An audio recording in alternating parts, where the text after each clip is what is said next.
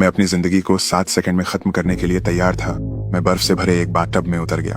फिर मैंने दुनिया के सबसे जहरीले जीव बॉक्स जेलीफिश को पानी में छोड़ दिया।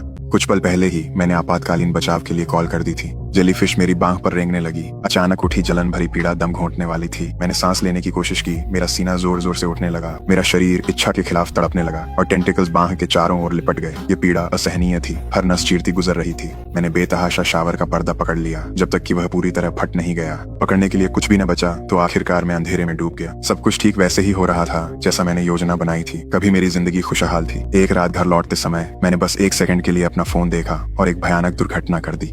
उस बस में 6 यात्री और मेरी मंगेतर थे। उनमें से कोई भी नहीं बचा। मैं ही अकेला बचा था। हालांकि पुलिस ने यह तय किया था कि ट्रक ड्राइवर ही गलत लेन में गया था। मेरे भीतर का अपराध बोध इतना गहरा था कि मैं खुद को माफ नहीं कर सका। इस अक्षम्य पाप का प्रायश्चित करने के लिए मैंने अपने ही शरीर को बलि के रूप में चढ़ाने का फैसला किया। मुक्ति के लिए 7 पाउंड मांस। सावधानी पूर्वक और सोच समझकर मैंने उन लोगों की एक सूची तैयार की जिन्हें बचाया जाना चाहिए। पहली खुशकिस्मत आत्मा एक अंधी टेलीमार्केटर थी जो अंधेरे में जी रही थी। मैंने जानबूझकर उसके बेचे उत्पाद की हर कमी को पकड़ा। फिर मैंने उस पर जितने क्रूर शब्द सोच सकता था उनसे हमला किया। लेकिन मेरी लगातार उकसावे के बावजूद उसने कभी गुस्से का कोई संकेत नहीं दिखाया। इसके बजाय उसने और धैर्य और दयालुता से मेरी समस्याओं का हल निकालने की कोशिश की। यह भी मुझे रोक न सका। मैंने और जोर लगाया। उसकी सबसे गहरी कमजोरी पर वार किया। उसका मजाक उड़ाया। फिर कभी रोशनी नहीं देख पाएगा। मैं मानने को तैयार नहीं था कि वह यह सुनने के बाद भी शांत रह सकता है। क्या तुम्हें पता भी है कि समुद्र का रंग क्या होता है? क्या पता है तुम्हें? ये नीला है सर। यह नीला है सर। जो कहना है कहो। प्रतिक्रिया दो। जो कहना है मुझसे कहो। शाइन मीट्स में कॉल करने के लिए धन्यवाद। ये वो नहीं है जो तुम कहना चाहते हो कायर। तुम कायर हो, अविवाहित कुंवारे कायर। जो कहना है कहो।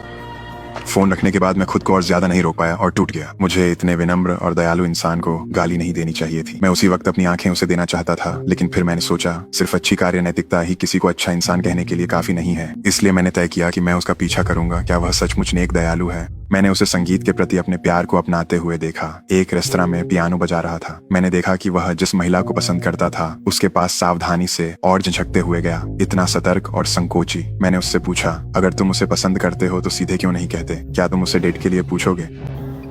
उसका जवाब गहरी उदासी और कड़वी सच्चाई दोनों लिए हुए था। इस उथल पुथल और सतही दुनिया में हम अपने चारों ओर की शोरगुल से बहुत आसानी से भटक जाते हैं। हम अपनी कमियों का सामना करने से डरते हैं, अपनी कमजोरियों को स्वीकार करने से डरते हैं। फिर भी यह आदमी जो अंधेरे में जी रहा था मुस्कान और अडिग हौसले के साथ परेशानियों का सामना करता था। तभी मुझे एहसास हुआ कि वह वाकई बचाए जाने लायक इंसान है।